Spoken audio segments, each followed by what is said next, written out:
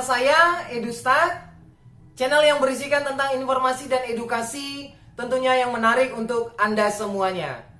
Nah, di video kali ini saya akan membahas tentang materi pembelajaran fisika kelas 12, yaitu medan magnet. Nah, yang dibahas pada video kali ini adalah medan magnet pada kawat lurus berarus dan pada kawat melingkar. Nah, sebelum kita lanjutkan video ini, jangan lupa untuk ini, agar kedepannya saya lebih semangat lagi dalam memberikan informasi dan edukasi tentunya untuk Anda semuanya. Selamat menyaksikan. Nah, medan magnetik adalah suatu wilayah atau daerah di sekitar magnet. Jadi misalnya ini sebuah magnet. Jadi medan magnet itu adalah daerah di sekitar magnet yang masih dipengaruhi oleh gaya magnetik.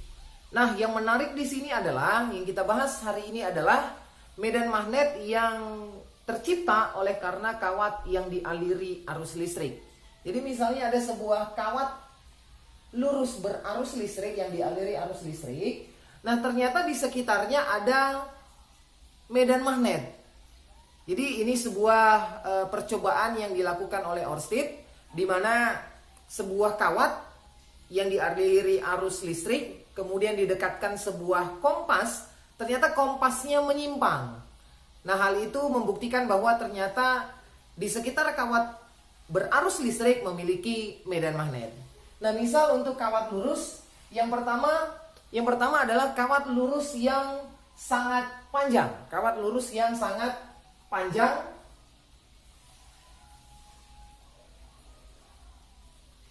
jadi misalnya ada sebuah kawat lurus yang panjang dialiri arus yang arahnya seperti anak panah, berarti arahnya ke atas. Maka sebuah titik P, misalnya ada sebuah titik P yang kita tinjau di sekitar kawat lurus yang tegak lurus terhadap kawat, maka besar medan magnet di titik P, oleh kawat lurus berarus listrik nilainya adalah mu0 I per 2 pi A.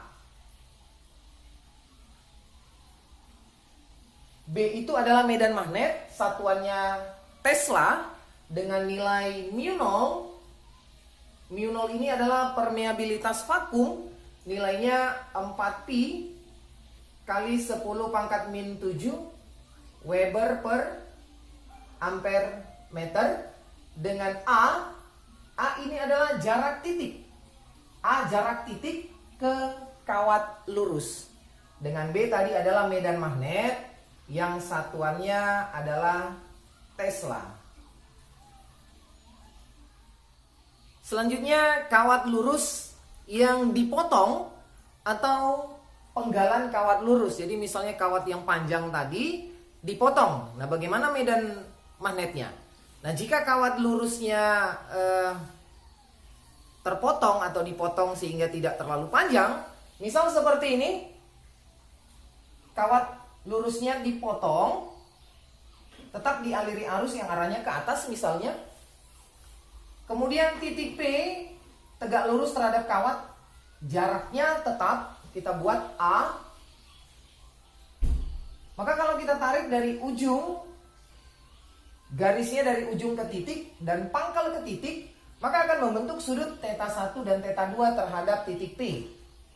Maka besar medan magnet di titik P oleh kawat yang dipenggal dialiri arus listrik, maka besar medan magnetnya permeabilitas vakum kali arus per 2 pi A sin θ1 ditambah sin θ2 kalau kawatnya dipenggal. Karena medan magnet termasuk besaran vektor, maka kita harus paham dulu untuk menyatakan arah medan magnetnya. Nah, arah medan magnet pada kawat lurus berarus itu menggunakan kaidah tangan kanan. Nah, contoh seperti ini. Kita menggunakan kaidah tangan kanan seperti ini. Kalau di sosmed ini namanya like this. Nah, seperti ini. Jadi misalnya ini sebuah kawat lurus berarus yang tutup spidolnya menyatakan arah arus berarti ke atas ya. Maka arah medan magnetnya menggunakan kaidah tangan kanan yang dikepal seperti ini. Arah keempat jari, putaran keempat jari ini menyatakan arah medan magnet. Dan arah ibu jari menyatakan arah arus. Sekali lagi, arah keempat jari, putaran keempat jari ini menyatakan arah medan magnet. Dan arah ibu jari ini menyatakan arah arus. Kalau digambar, putarannya ini menyatakan arah medan magnet. Dan ibu jari menyatakan arah arus. Selanjutnya medan magnetik pada kawat melingkar berarus. Nah, misal kawat lurus tadi dihubungkan kedua ujungnya sehingga membentuk sebuah lingkaran seperti ini dan tetap dialiri arus. Arusnya misalnya seperti ini. Maka medan magnet pada kawat melingkar berarus ada dua titik yang ditinjau. Yang pertama di pusat kawat, dan yang kedua terletak di titik Q sejauh dari kawat di titik Q, dengan tetap jari-jarinya A terhadap kawat itu di titik pusat. Maka medan magnet bisa kita tinjau di titik P dengan di titik Q. Nah, untuk medan magnet di pusat lingkaran, permeabilitas arus dibagi dengan 2 kali jaraknya untuk di pusat. Kalau misalnya di titik Q tegak lurus terhadap jari-jarinya, misal di titik Q membentuk sudut theta terhadap garis singgungnya, maka medan magnet di titik Q sama dengan permeabilitas vakum arus per 2 kali jarak atau jari-jarinya dikali sinus sudut theta dipangkat 3 kan. Nah, seperti itu untuk medan magnet pada titik pusat dan di titik Q. Selanjutnya untuk arah medan magnet pada kawat melingkar berarus, arahnya tetap menggunakan kaidah tangan kanan. Tetap menggunakan kaidah tangan kanan seperti kawat lurus berarus tadi, like this. Seperti ini. Kalau di sosmed like this namanya. Jadi untuk arah medan magnet keempat jari ini menyatakan arah arus. Keempat jari menyatakan arah arus. Arah putaran keempat jari ini menyatakan arah arus I. Dan arah ibu jari ini menyatakan arah medan magnetnya. Nah, kalau misalnya kita lihat di soal, di contoh ini, arah arusnya, arah putaran arusnya seperti gambar misalnya.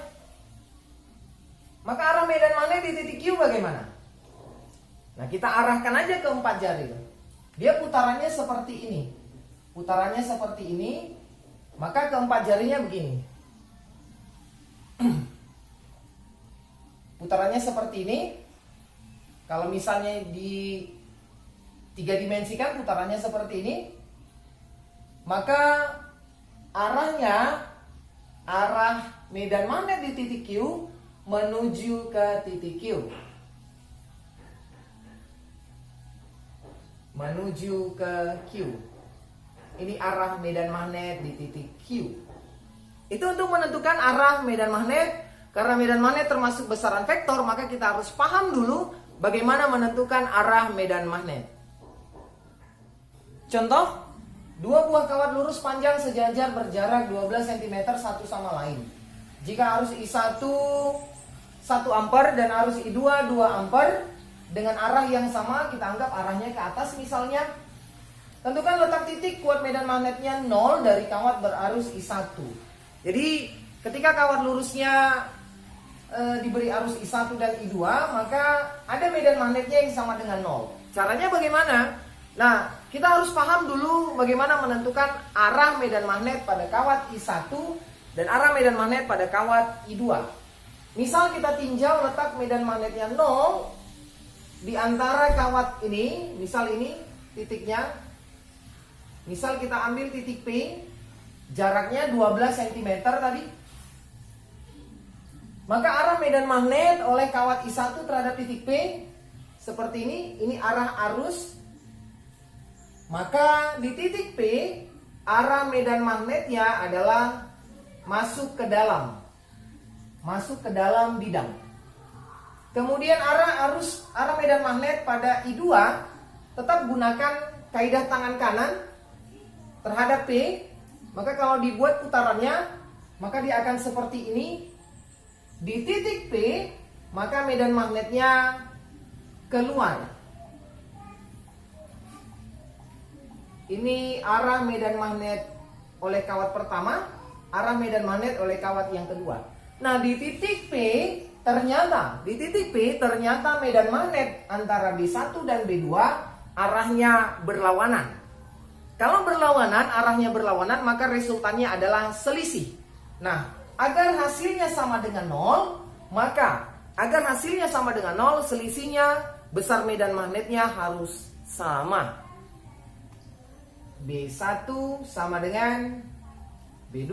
Masukkan nilainya μ0 I1 per 2 pi A1 sama dengan μ0 I2 per 2 pi kali A2. Ada variabel yang sama, yaitu μ0 dan 2 pi. Sehingga yang sisa adalah I1 per A1 dan I2 per A2. I1 nilainya 1 ampere. A1 jarak antara B1 ke titik P. Misal ini jaraknya kita ambil adalah X. Kita ganti X sama dengan I2 nilainya 2 ampere per jarak A2. Jarak A2 kalau semuanya adalah 12 cm, maka jarak antara I2 ke titik P adalah 12 kurang X. Digantikan 12 kurang X kali silang 12 kurang X sama dengan 2X. Ini pindah 3X. 3X sama dengan 12, maka X sama dengan 4 cm. Maka kuat medan magnetnya dari kawat berarus I1 adalah 4 cm agar medan magnetnya sama dengan 0. Contoh yang kedua, seutas kawat dilengkungkan seperti gambar. Jadi awalnya kawat lurus, kemudian kedua sisinya dilengkungkan sehingga membentuk gambar seperti ini, yang mana sudut antara kawat yang lurusnya itu 120 derajat. Tentukan besar dan arah medan magnet di titik P. Jadi kalau misalnya A ini sama besar, berarti ini adalah jari-jarinya. Kalau ini jari-jarinya sama besar, maka titik P adalah pusat lingkarannya. Itu variabel yang diketahui yang tersirat. Tentukan besar dan arah medan magnet di titik P, berarti pertanyaannya ada dua. Yang pertama menentukan besar medan magnet, yang kedua menentukan arah medan magnet di pusat lingkaran. Nah, untuk medan magnet pada kawat melingkar berarus, persamaannya adalah B sama dengan medan magnet permeabilitas arus per 2A. Nah, sekarang kita lihat ada berapa lingkaran yang terbentuk pada kawat ini. 120 derajat yang terpotong. Misalnya kita gambar lingkaran penuh. 120 derajat itu berapa bagian di lingkaran? Caranya 120 dibagi 360 derajat adalah 1/3. Berarti yang terpotong adalah sepertiganya. Maka lingkaran yang terbentuk adalah 2/3. Maka persamaannya dikali dengan 2/3. Nah, persamaan ini berlaku untuk satu lingkaran penuh. Sekali lagi, persamaan ini B sama dengan μ0 I per 2A hanya berlaku pada lingkaran penuh. Jadi kalau ada yang terpotong sebesar 1/3, maka lingkarannya 2/3 bagian harus dikali dengan persamaan umumnya. Kita masukkan nilainya. 4pi 10 pangkat min 7, arusnya sebesar 6 ampere dibagi 2 dikali A-nya 20 cm, ubah ke meter, 0,2 dikali 2/3. Kalau ada angka yang bisa kita eksekusi, silahkan saja biar mempermudah untuk proses perhitungannya. Ini 2 habis, ini juga 2, ini habis, berarti 0,1. Sisanya B sama dengan 4pi kali 10 pangkat min 7 dibagi 0,1. 4pi dibagi 0,1 dibagi 0,1 berarti ini 10 pangkat min 1. 10 pangkat min 1 ke atas menjadi penjumlahan. Maka medan magnet di titik P sama dengan 4pi kali 10 pangkat minus 6 Tesla. Nah, pertanyaan yang kedua adalah arahnya. Arah medan magnet di titik P.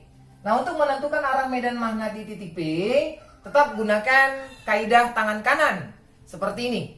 Untuk kawat melingkar, putaran keempat jari ini menyatakan arah arus. Putaran keempat jari ini menyatakan arah arus. Dan arah ibu jari ini menyatakan arah medan magnet. Langsung saja arahkan arah putaran arusnya dengan keempat jari. Kalau misalnya kita buat seperti ini, ternyata salah. Arahnya berlawanan dengan arah arusnya. Kalau kita balik, ternyata sudah tepat dengan arah arusnya. Putaran keempat jari tepat dengan arah arus yang digambar. Maka arah medan magnetnya arah ibu jari, yaitu masuk ke bidang gambar. Maka pertanyaan yang kedua untuk arah, yaitu masuk ke bidang. Itu jawabannya untuk menentukan besar dan arah medan magnet. Di titik P nilainya 4pi kali 10 pangkat minus 6 Tesla. Dan arahnya masuk ke bidang gambar. Demikianlah pemaparan saya tentang medan magnet pada kawat lurus dan medan magnet pada kawat melingkar berarus listrik. Nah, semoga bermanfaat untuk Anda semuanya. Dan jangan lupa untuk ini,